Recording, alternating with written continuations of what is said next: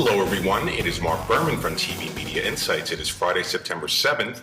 I would like to welcome you back to our daily videocast. And this is actually one day before my official birthday, which is tomorrow. I will not tell you how old I'm going to be, but figure it out. The networks no longer want me, and they haven't for the last couple of years, which I think is very foolish because once you hit the big 5-0, that does not mean that you no longer are interested in acquiring new products. It doesn't mean that you don't have money to spend, although I don't have a great deal of money to spend, but I still think I'm valuable.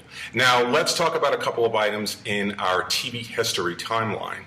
Remember that inane sitcom with Sally Field called The Flying Nun about a nun who could fly? It was so insane. She weighed under 100 pounds and was able to fly. Well, that debuted on this day on ABC in 1967. It ran for 3 seasons. I'm sure Sally Field doesn't want to remember this, but what was different about then was a 3-season run for that show, I believe, was 83 episodes. In today's environment on the broadcast networks, 3 seasons is basically 66 episodes. They did more episodes years earlier or decades earlier. The Dick Van Dyke Show, that ended its 5-year run in 1966, producing 150 episodes, I believe.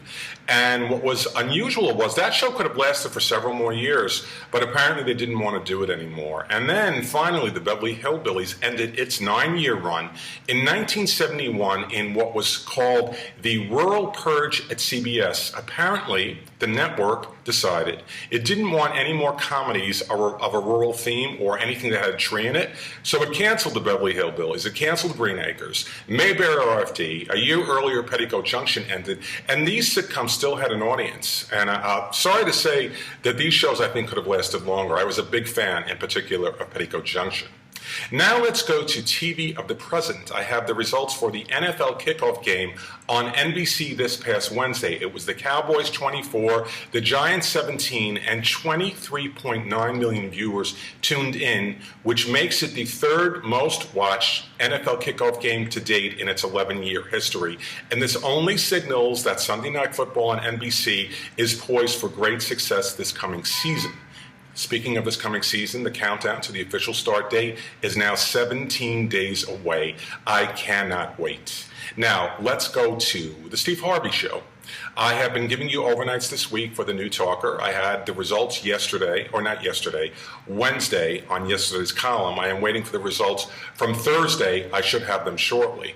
But the second day results mirrored day one. He is still up from the lead-in. He is still up from the year ago time period.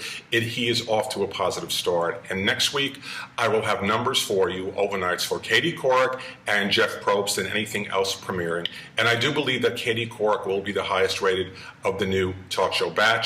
She will benefit out of relocated General Hospital, which still has an audience and deserve to be renewed.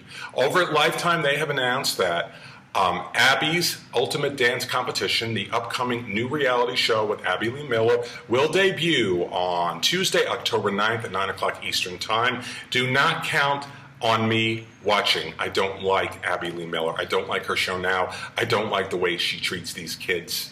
Over in the UK on Channel 5, Dallas debuted there, TNT's Dallas, with almost 3 million viewers, which makes that the most watched U.S. show in the UK this season to date. And remember, I talk about the ratings here, but it's also very important how these shows do internationally. If a show like Dallas succeeds in the UK, that only helps its run here.